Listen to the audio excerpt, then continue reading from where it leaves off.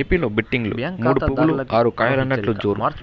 ఏపీలో బెట్టింగ్లు 3 పువ్వులు 6 కాయలన్నట్టు కొనసాగుతుంది. ముఖ్యంగా గుంటూరు జిల్లాలో క్రికెట్ బెట్టింగ్ జోరుగా సాగుతోంది.